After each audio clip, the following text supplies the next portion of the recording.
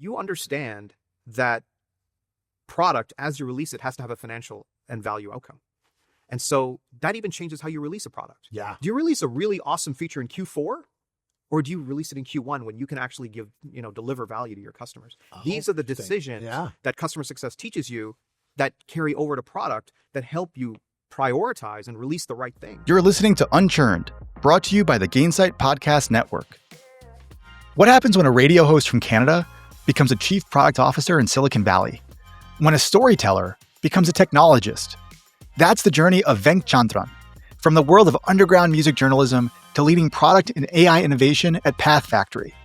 In this episode, former Gainsight CEO Nick Mehta sits down with Venk to explore how creativity and empathy can fuel technology, how customer success can shape great product design, and what it really takes to lead in the age of AI. From rave culture to revenue intelligence, this one's got it all.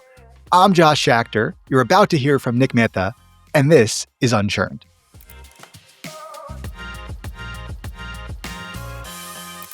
Hi, my name is Nick Mehta. Welcome back. And I'm joined by a good friend and Chief Product Officer, amongst many other things which we're going to talk about, Venk Chandran. So welcome, Venk. Pleasure to be here, Nick. So Venk, you're a Chief Product Officer at PathFactory, but that's okay. Let's talk more interesting things first, although that's a very cool company. I knew this would start like this. I came well prepared. Okay, well, we came well prepared too. Maybe even done some AI-based research thanks to our team. So we want some deep cuts here. We got to get to know you as a human first. So you live in the Bay Area. You grew up in Toronto. You're a super nice guy, which highly correlated with being Canadian. So we think you are amazing. I've known you for a long time, which we can talk more about the history in a little bit. But on your history, we did learn a few facts.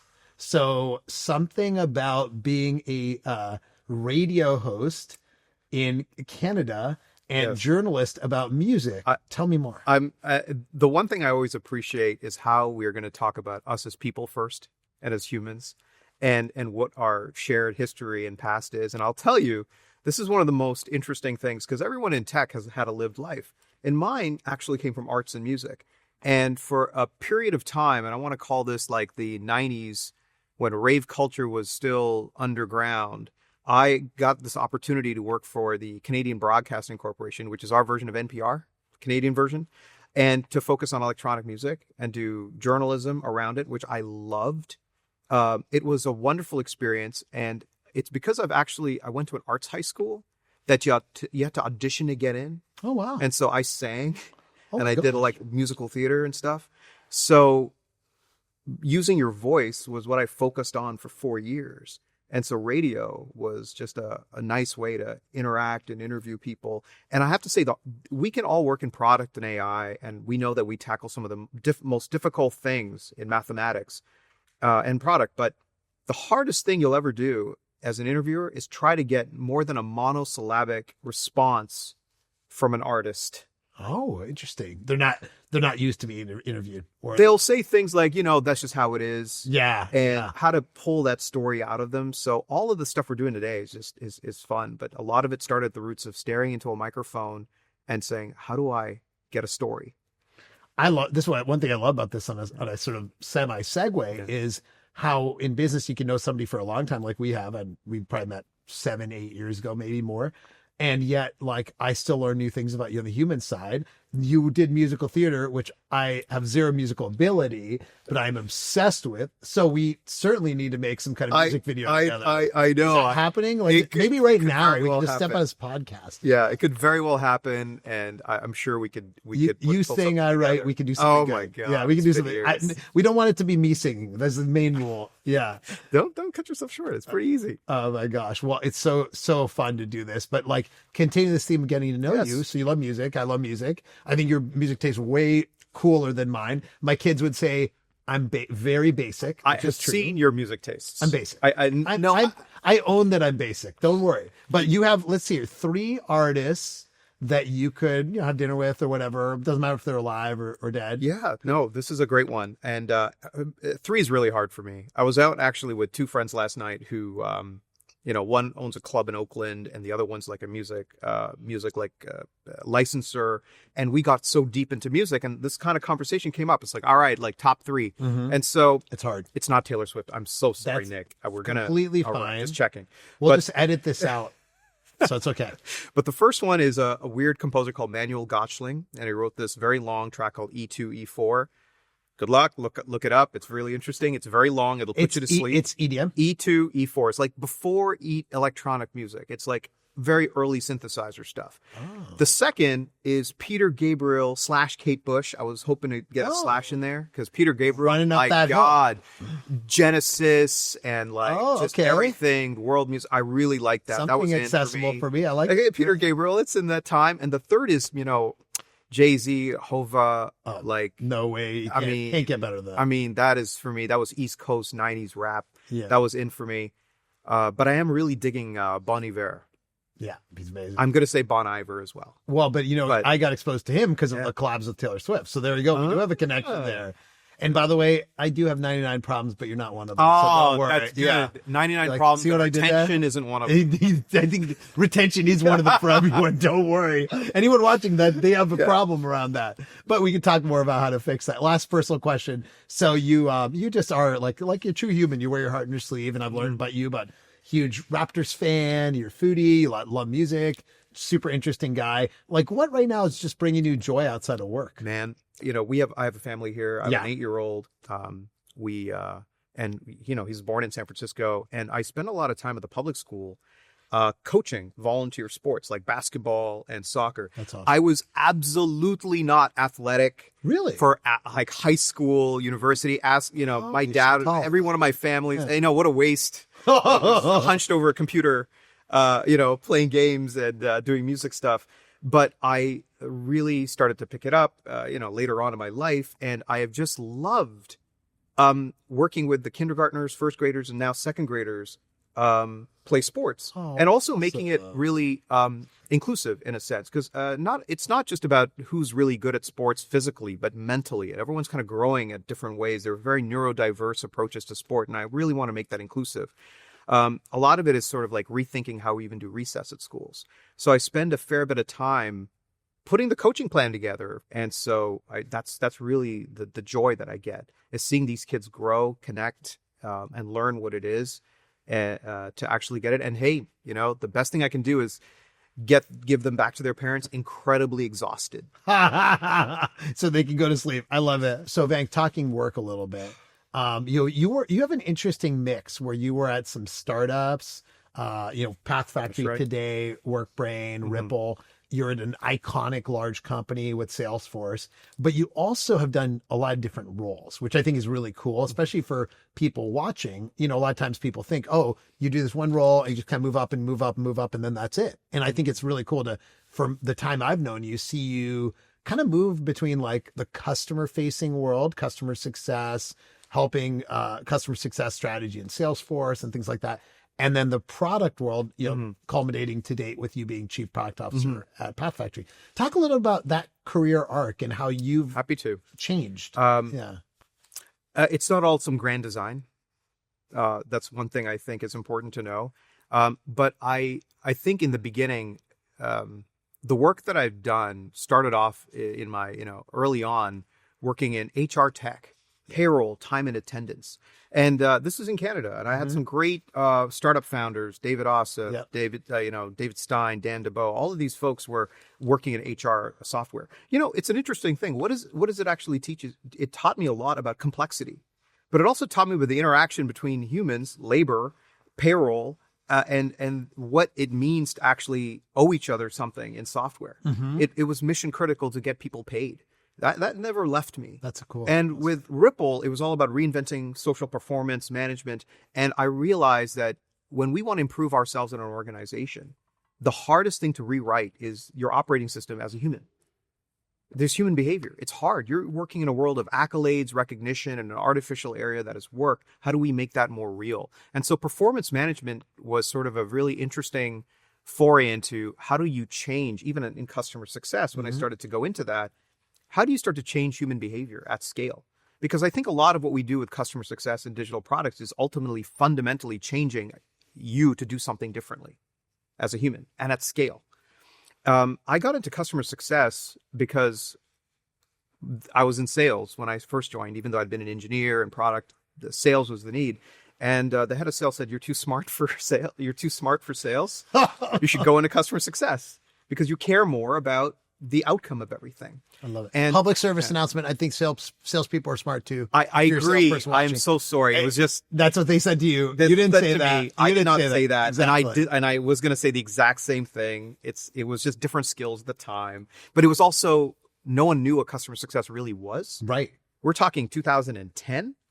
So the work that you've done to actually get us from 2010 on to where we are today, we were all at the start of trying to figure out what that looked like. And when we joined Salesforce, I think my journey was very different. I considered this sort of my large scale MBA. And I started with customer success because I felt drawn to the end result. And the way that you learn about the end result is renewals. Yeah. So I sat there learning about renewals and building and making sure that we could align our small amount of contracts and understanding this. And you know what that kind of unlocked for me is you learn to work backwards. Mm-hmm. You learn that if people pay you $1, that is the ultimate form of value. You then start to understand why adoption matters. You understand what the product does, all from the end. So I took a very different approach to learning. And you're right. I made some decisions in my career not to focus, to be kind of not a generalist, but move from project to project. Right. And throughout this learning, part of it was, meeting you. Part of it was understanding that customer success was also a business. And I think that's another kind of unlock for me, which was learning so much that customer success is fundamentally an important financial part of a company. And I don't think you can ever go away from that. I think it needs to be reemphasized even now. Yeah. How important it is for you to run your company with customer success and the financials around it. And then I learned to work backwards, and I came to this realization that product could be a wonderful way to drive customer success at scale. I love that. It's interesting. I remember that. Right. I don't want to call it pivot because Right. it felt more like a continuum, but meeting you when you were working on CS at Salesforce, which obviously is Salesforce is the company. So that's pretty cool.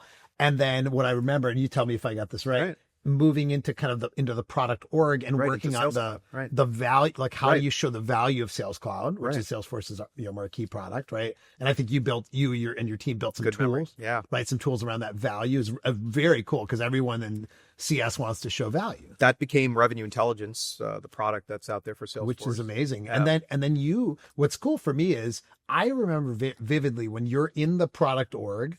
I don't think you were a product manager in the like core software, but you were in the product and managing this new thing. And then it became a Sales Cloud product. Became part of Sales Cloud. Right.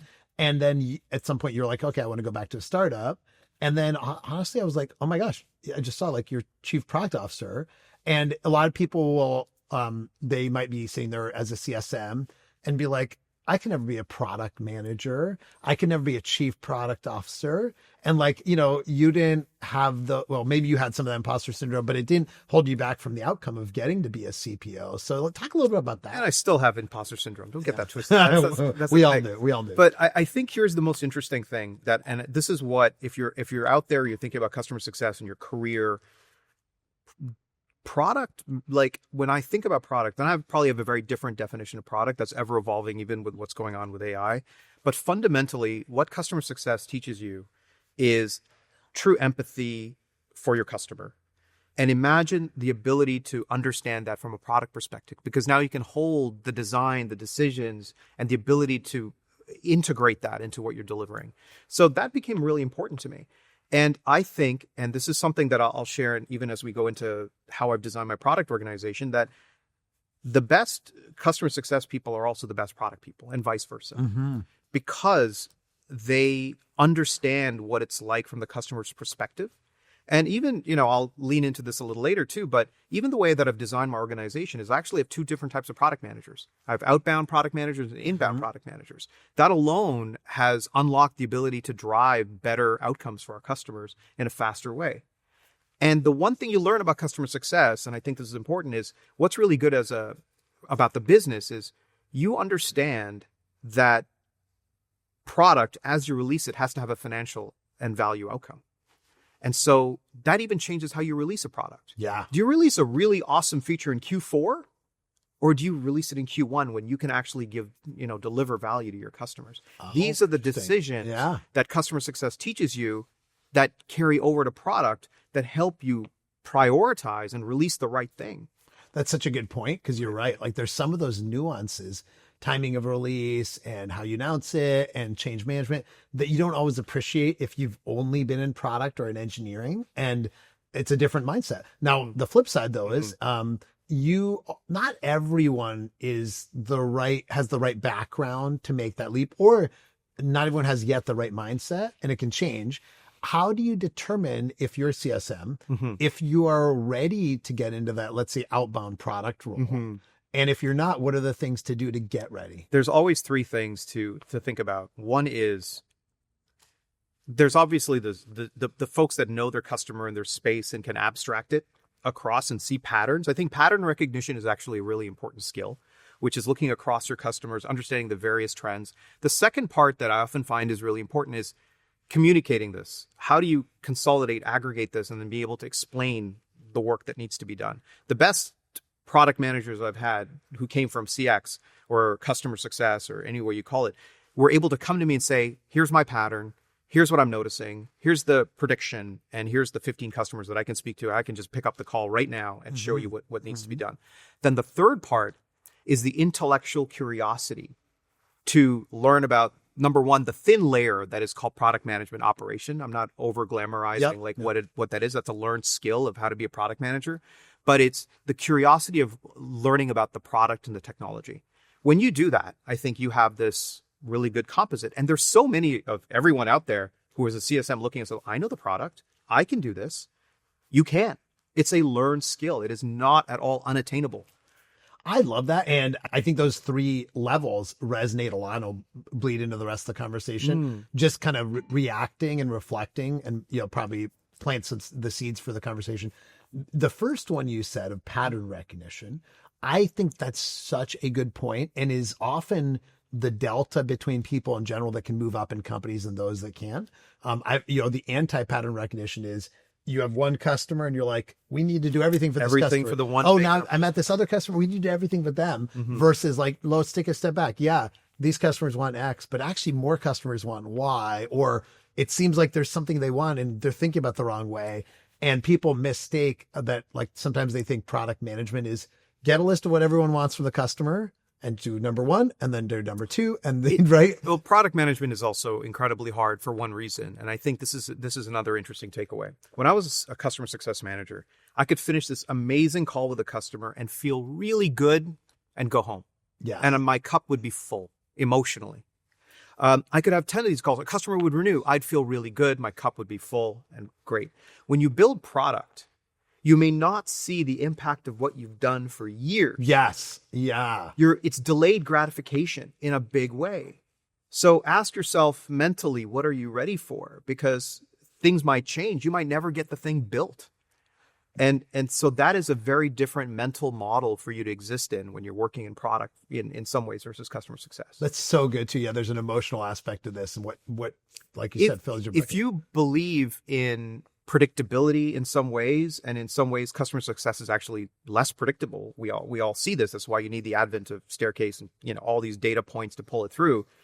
But I think that's really the difference, is there's less predictability in product because it's not just about getting it out the door. Yeah. If you're really good at your job, it's, oh my gosh, did they use it? Did they value it? Did I drive some financial outcome? These are very long-term. It's a really interesting point. Yeah, we'll set our goals for the year, V2 Mom, which is a planning framework that Venk's used as well. And, we'll have like goals for CS and sales that are very much like, do this, hit this GR retention, hit this bookings. And then for product, it'll be like, do these things that will help our numbers 2 years from now or a year from now. Right. There's no way that we're going to ship something in Q3 and impact sales for the year. You think about, and in our world of digital products, these are ephemeral. They're also gone very quickly. Yes. I can't name half the products that I built at Salesforce because they're all gone now. They've been superseded by new things.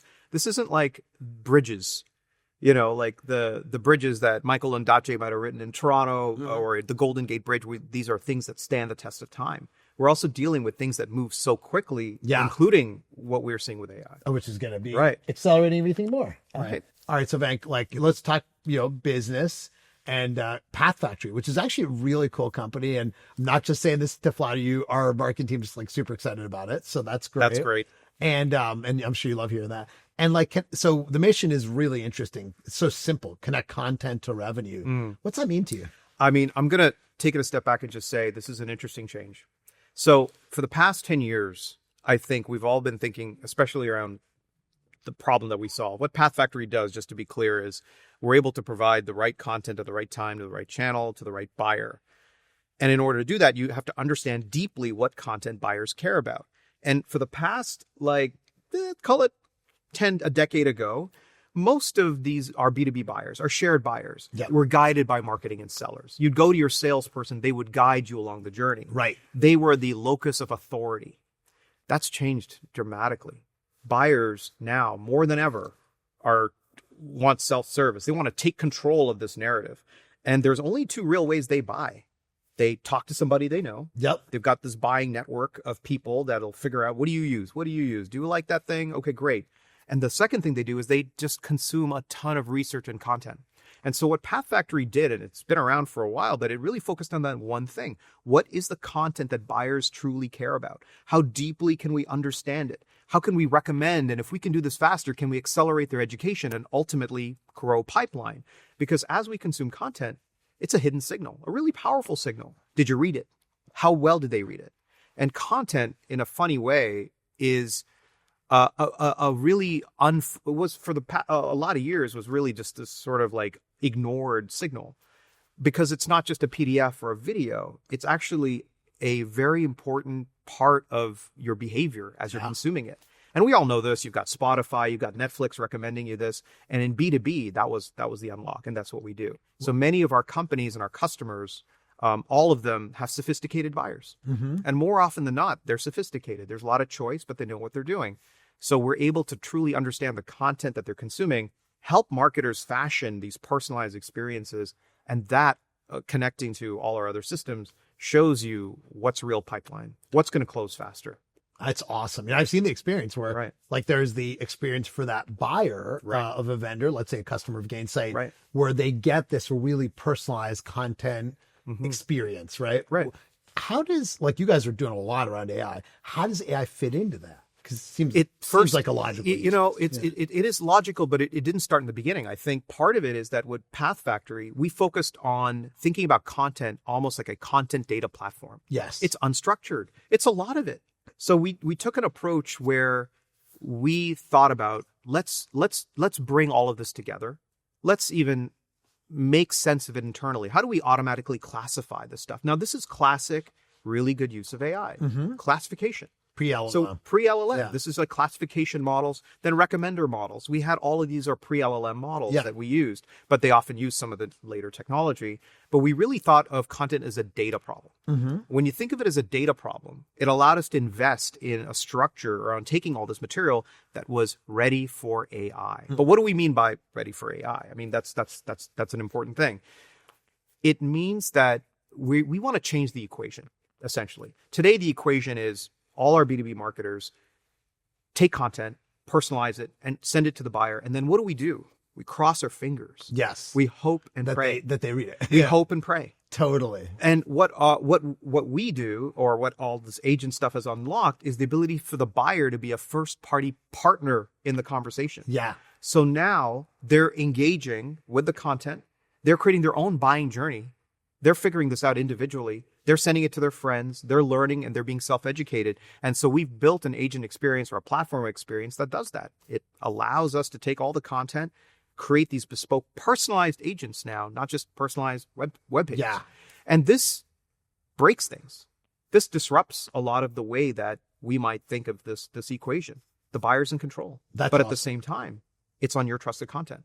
And it's like the experience is I'm a buyer, and now I've got all this content, which, historically maybe I have to click through and all that.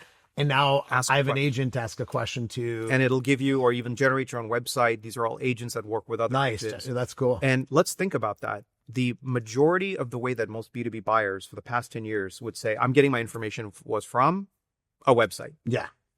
Or Google. Yeah. Outside of doing music stuff, Yeah. I also, in high school, wrote code in HTML. Mm-hmm. What has changed, Nick? Not much. No, just new versions of New versions JavaScript of it, and new frameworks. And so really, Yeah. websites are, if I may say the most disruptive thing, are not the best experience for buyers anymore. Oh my gosh, totally. And I think that the scaffolding around websites is so much, but it's collapsing.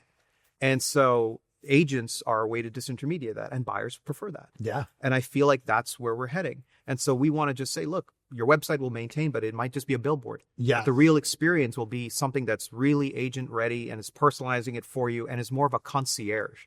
And that's what we're investing in. It's not necessarily role-based agents that mimic human roles, but it's a concierge that helps you when you need it. What's really cool about that too is, you've probably seen this research that there is a shift now where buyers are just like literally looking stuff up about vendors through ChatGPT. Right. How does Gainsight compare to whoever, right?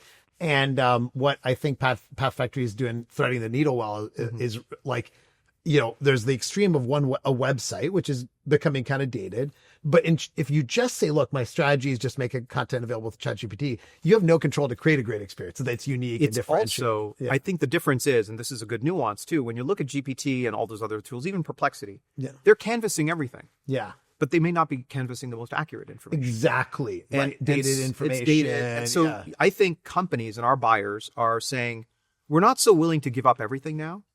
We want to also control our own destiny. Exactly. Because it's all about what do we owe the most accurate information to our buyers. Yeah. And so they want to have their own agents that help even communicate with others, but is the trusted source. And again, I mean, all the customers that are on this journey with us are in cybersecurity, hardware. These are all major companies that have incredibly sophisticated buyers. And so as a result, I think that's why they want this kind of experience as well. I love it. And one thing that's related to that, some of the folks who are going to be watching aren't in CS. Of course. Surprise, right? And like every one of the companies that everyone's watching is working on AI, right? Like there's no software company that's legitimate that's not building some AI capability. What's interesting, even like Gainsight has tons of AI capability. And what's interesting is now this CS job is a unique kind of change management where everyone's used to like launching a PathFactory microsite that has a bunch of content, you click around it, or using a Gainsight workflow in a manual way. And we're like, no, you can just do that totally automated now. Or you can do an AI agent. Right. How do you use your CS team to convince customers or help them evolve their thinking on using PathFactory? Man, I think this is often a thing. One thing I would say about our CX team is they are incredibly good at understanding the marketing functions and the roles of the customer. They speak the language of the customer. They understand the role of marketing operations, demand gen, all of the various kind of jobs that these people do, and intimately understand that stuff and the technology and the pain, the empathy that they have. I think that's one thing that is not AI related, but it's important. And the second thing that they do, and when we think about PathFactory, is we really go in depth to showing them how the day in the life will improve. And from the CX side, we've got this great value framework as well, which I think our head of CX has pulled together, which actually shows you with the technology, how are you actually measuring and moving. Nice. But I will say the big gap, and this is something that we all have to share, is educating our customers on AI. Totally. And I'm glad that we're doing this series, but I think as vendors, as people in this space, what we owe to our customers is educating them more, not just of the gloss of AI, but how it truly works. When I speak to marketers, and I'm sure as you speak to CX, I hear a lot of anxiety. Oh my gosh. Like there's a real anxiety because their jobs are unbundling. There's what you thought of as demand gen is a variety of different things. And so when you think about AI, the best thing that they're wondering, how does this all work? And so a lot of the thing that we invest our time in, and I think our CX team, we try to do this, is educate them on how these things truly work, moving them from what is probabilistic to kind of in a more probabilistic way. Yeah. And you talk about workflows, Nick, like marketing, a buying journey is non-deterministic anymore. Right. So how about CX? Like, is CX deterministic It's anymore? never been determined. It never has. That's the problem, is that the workflow and rules concept, which by the way exists in Yeah. Gainsight and Right. Salesforce, it's all, I'm so glad you said it. It's Yeah. all, you pretend the world is deterministic, but the reality is some days your customer has a bad day or their boss yells at them and they're pissed off. And like, these aren't deterministic things. There's no rule for how they handle that.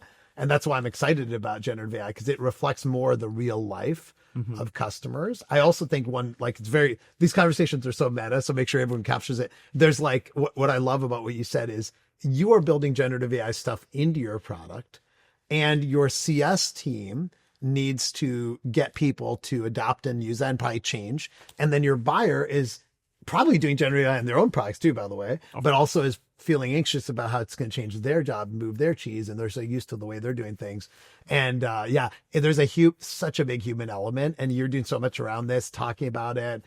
I'm like, my mission every day is on LinkedIn, have people understand this is a big change. You really need to spend more time, because I'm seeing a change, which is awesome. I'm seeing people like individual contributors in CS lean into this now. Yesterday, actually, it's really cool. One of our CSMs created like a custom GPT where he took the entire release webinar of our release, which like all release webinars, like 2 hours, right? Right. And took the transcript, and then he took all these notes, and then he created like personalized emails for each customer about what's relevant, totally automated.